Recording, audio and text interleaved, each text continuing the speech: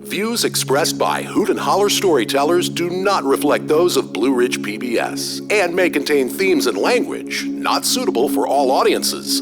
Viewer discretion is advised. Blue Ridge PBS and Echo present Hoot and Holler, a live storytelling event recorded at the Historic Grandin Theatre in Roanoke, Virginia. I grew up in the Christian faith. I learned in Catholic school.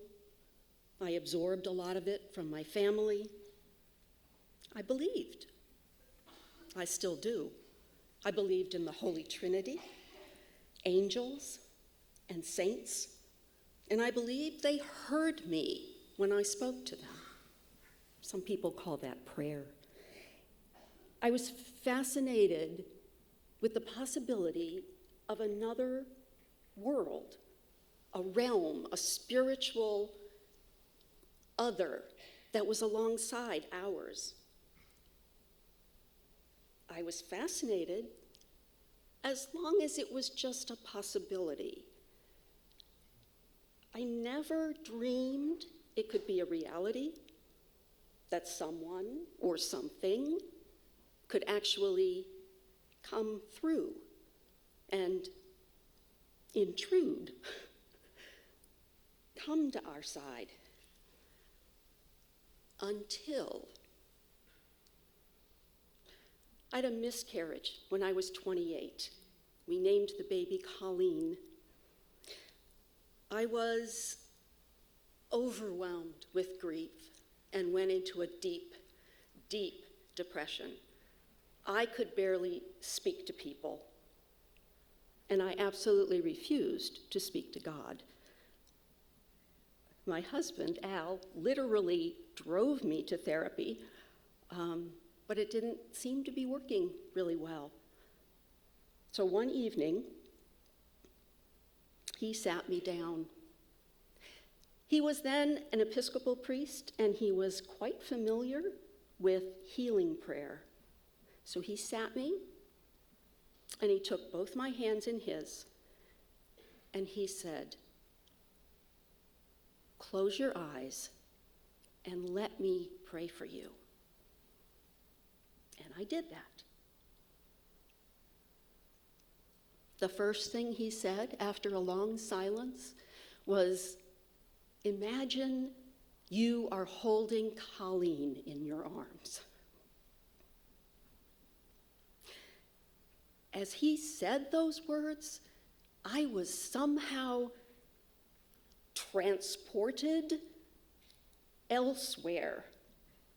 I was no longer in that room with him.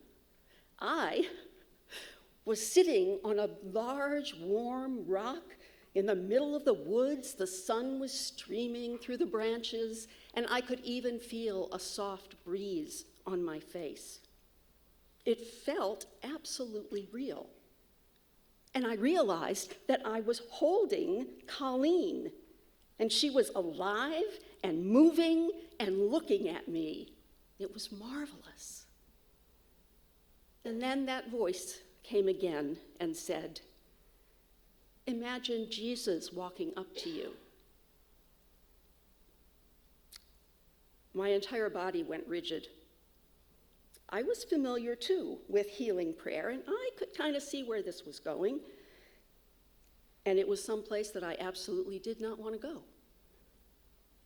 Yet, I felt Jesus standing in front of me. I could almost feel the heat from his body, but I would not look up. And then, the most unexpected thing happened. He changed. He transformed. He changed his form and became Aslan, the Christ figure from the Chronicles of Narnia. Aslan, the great lion who ruled over the land. And as I could see, like fur, I had to look. He was absolutely magnificent, massive and weighty and beautiful and compelling and terrifying and irresistible all at the same time. He was much larger than an ordinary lion. I think if he had been standing next to me, his head would have been about even with mine. That's how big he was. He lay in front of me, his paws outstretched, and looked me in the eye. His eyes were mesmerizing. They were deep and grave and full of what looked like wisdom. I was captivated. It was almost overwhelming to keep that gaze with him. And then I remembered Colleen. I was going to show her. This is great. And I looked down, and she was dead. She was cold and rigid and gray and absolutely dead. I kissed her, I hugged her, and I laid her down between his paws. He looked down, and he kind of nudged her like animals do with his nose. And then very, very, very gently, he licked her cheek. Colleen took a breath, and her eyes opened, and her little hands reached out towards him. And he stood. He gathered her in his arms, and he stood up, and he was once again a man. And I looked at him, and he looked at me. Tears were streaming down his face. And somehow I knew that he was feeling my pain as much as his own. He turned and walked away, and the last little glimpse I had was of Colleen's hand, kind of in his hair over his right shoulder. I told this whole experience to a friend of mine. 10 days later, that friend called me and said, "I have a message for you." Her sister had called her. Her sister had had a very vivid dream, exactly the same dream, 5 nights in a row. She was going crazy. She was like, I have no idea what this is about. It just makes no sense. And she thought maybe if she told somebody, it wouldn't come back. Well, here's the dream. A woman is relaxing in a lounge chair. She's on a lovely lawn. The sun is shining. There's a low stone wall that kind of keeps the property, alone? I don't know. She notices a baby on a blanket on the ground. She senses movement. You know how you see something out of the corner of your eye? Well, as she looks, and there's a lion standing on the other side of the wall, staring at that baby. And she's terrified.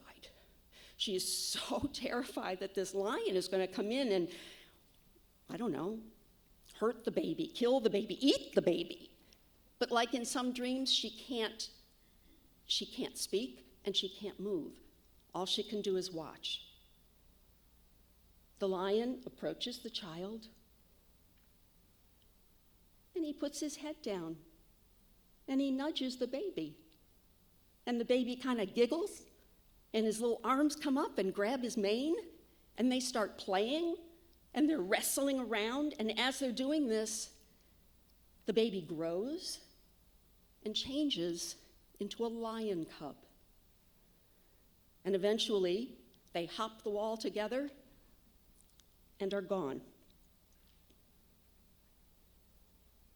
You can believe that it was a coincidence that my friend's sister had this weird dream. You can believe I imagined everything. You can believe I made the whole thing up. You can believe whatever you want. I believe all of it was real. I believe all of it going elsewhere. Aslan, Jesus, the dream. I believe all of it was true. I believe God sent me the gift of that vision and sent that dream to a woman I've never met, all to assure me that my Colleen was alive and well and loved beyond that wall.